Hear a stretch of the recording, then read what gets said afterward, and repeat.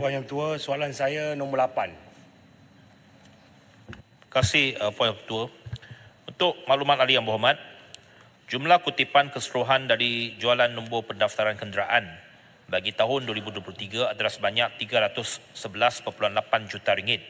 Ini adalah untuk keseluruhan, ya, bukan hanya untuk NPI saja. Penjualan nombor pendaftaran istimewa ataupun NPI bermula pada tahun 2019, manakala bidding melalui NPI bermula pada tahun 2023 dengan nombor siri M-M, dan hasil jualan NPI siri M-M adalah sebanyak 21 juta ringgit. Untuk maklumat ahli yang berhormat, sejak tahun 2018 sehingga 2023, kesemua hasil kutipan jualan nombor pendaftaran kenderaan disalurkan kepada kumpulan wang disatukan, dan kementerian tidak menerima inisiatif dana daripada hasil penjualan nombor pendaftaran kenderaan tersebut, kerana ini merupakan hasil yang disatukan dalam akaun hasil disatukan. Walau bagaimanapun, bagi tahun 2024, seperti mana yang telah diumumkan oleh Yang Amat Berhormat Perdana Menteri semasa pembentangan belanjawan 2024, sebahagian daripada penjualan nombor pendaftaran istimewa akan disalurkan kepada golongan kurang berkemampuan, iaitu A. Kerajaan bersetuju untuk terus menanggung bayaran ujian memandu bagi lesen motosikal kelas B2, e-hailing dan taksi, yang akan memberi manfaat kepada lebih 40,000 belia daripada keluarga yang kurang berkemampuan. Sebanyak 100,000 topi keledar termasuk topi keledar kanak-kanak dapat dibekalkan dan diagih secara percuma kepada keluarga kurang mampu. Ketiga, iktihar fly siswa akan diteruskan untuk manfaat hampir 60,000 pelajar daripada keluarga kurang mampu, terutama di wilayah Sabah, Sarawak dan Labuan. Dan keempat, inisiatif pembiayaan perkeso kepada 50,000 pemandu taksi, kereta sewa dan pemandu bas sekolah. Untuk inisiatif pembiayaan perkeso ini telah pun kita laksanakan dan saya telah umumkan pada minggu yang lalu. Untuk makluman ahli yang berhormat, baru-baru ini kita telah memperkenalkan nombor pendaftaran istimewa NPI ini yang bersiri Go. Jumlah kutipan untuk siri Go ini 17 juta ringgit, untuk makluman ahli yang berhormat.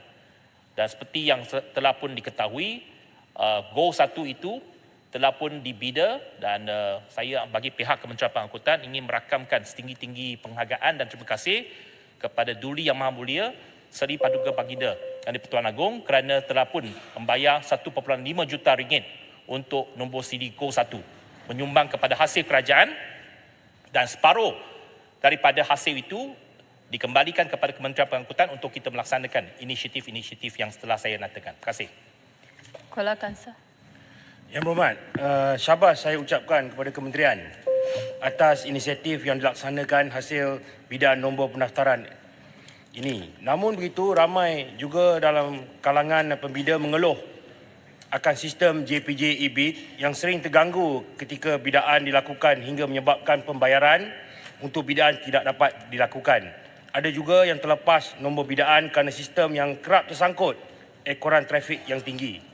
Jadi soalan saya, sejauh manakah kementerian berhasrat untuk menambah baik sistem JPJ e-bid ini agar sistem bidaan ini menjadi lebih tulus dan lancar pada masa akan datang?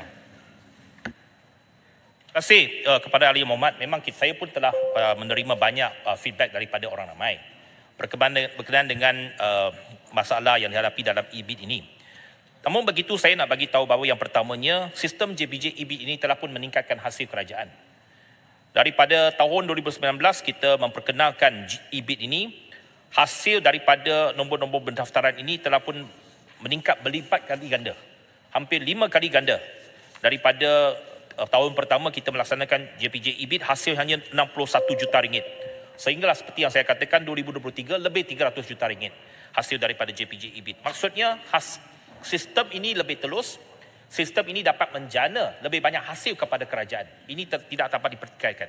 Namun begitu, kita tahu bahawa ada kekangan, ada kelemahan, kerana secara kelazimannya ramai orang akan masuk untuk meningkatkan harga mereka, bid mereka pada 15 ataupun 30 minit terakhir sebelum kita tutup. Jadi apa yang telah dilakukan ialah kita tambah bandwidth untuk pastikan kemasukan trafik ini dapat kita tampung. Dan yang keduanya, ada juga masalah-masalah kadang-kala apabila seseorang itu masukkan bid mereka, sebab bid ini menggunakan kad kredit. Kadang-kala pengguna punya kad kredit itu belum diluluskan oleh pihak bank. Jadi ia tidak boleh diproses oleh pihak JPJ kerana kredit itu belum diluluskan oleh pihak bank. Kadang-kadang mungkin amountnya lebih besar dan sebagainya.